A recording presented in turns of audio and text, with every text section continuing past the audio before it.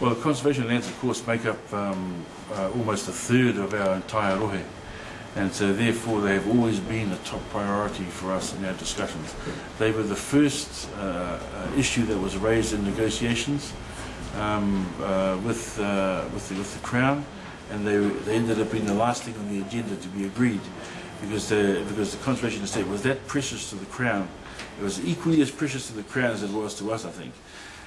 For different reasons. For us it was because we had been usurped in terms of our kaitiakitanga roles and responsibilities by Department of Conservation and Conservation Board activities, and it was something that we needed to really address. We were told in our consultation in preparing for these negotiations that we had to come back with a 100% model for dealing with conservation issues, and I believe we've achieved that, because we've managed to lock ourselves into every aspect of conservation management, from the Conservation Authority to the Conservation Board, the Conservation Department, to the Conservation Management practices, to the Conservation Management strategy, to the conservation staff on the ground, to the budgets that they're applying to these areas.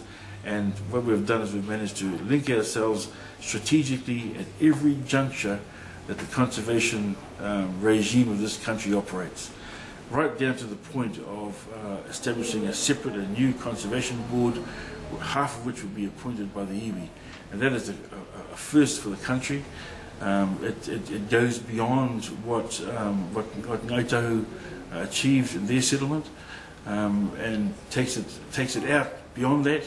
And I think that it really establishes a new form of conservation management going into the future for New Zealanders generally, that recognises the importance of kaitiakitanga, recognises the mana of the people who are associated with those lands, so there's a mana whenua statement in it, recognises our knowledge and our practices as being vitally important to the success of conservation, and therefore that knowledge and those practices are being interwoven with the current statutory functions of conservation. And in putting those two aspects together, we will, in this region, become the most important and significant conservation stakeholders in the region.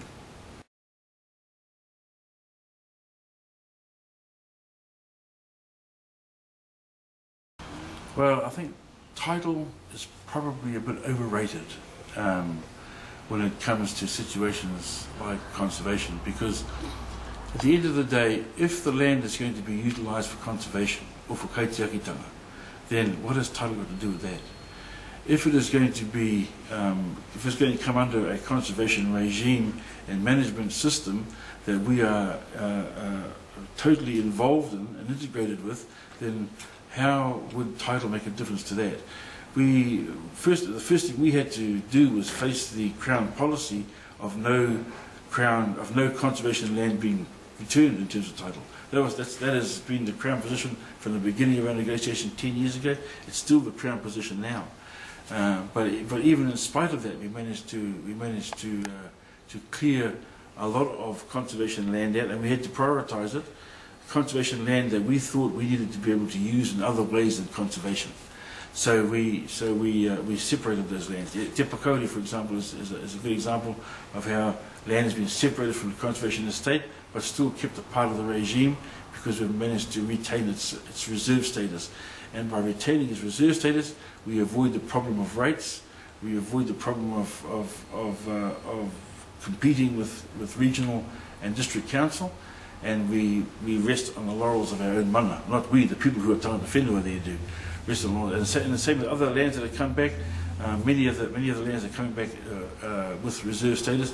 Part of the reasoning for that is to make sure the land is never lost again, and what we've got in place under the Korowai enables that to happen, so that whenever land is declared surplus into the future, for the future 168 years, it is going to be offered back to us first. So we've managed to close it off at that end. But the real trick is for us to focus on kaitiakitanga. Title actually has got very little to do with kaitiakitanga. It's got very little to do with conservation management as well.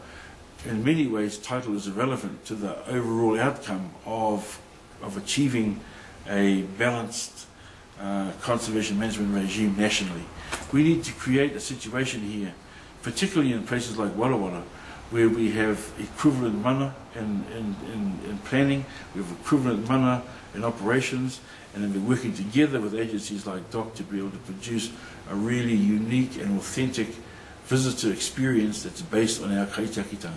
When we achieve that, that will then place us in a position where we can utilise that as a perhaps future commercial avenue for development, or for establishing new research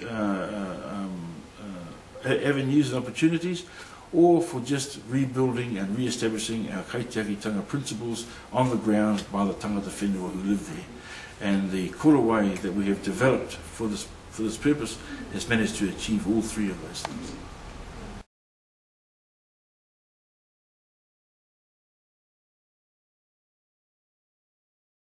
Well, a new conservation board is going to be established for the Hiku, and on that conservation board there will be 5 places there for the iwi of the Hiku to be able to appoint their respective people.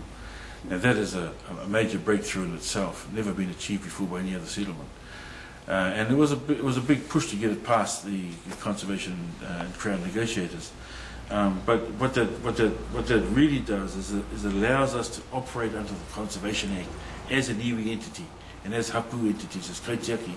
So for the first time ever, kaitiaki and cultural and historical values and heritage have now become equally as important in conservation management as any other thing, as ecosystems and as species and all that sort of stuff. So we're now in the process fully, and we're there through the link through the Conservation Act, the Conservation Board, and our link there to the Conservation Authority. But over and above that, we have established a process by which we can utterly protect waihi tapu and other significant sites that are important to us without even having to focus on title or on access for that matter.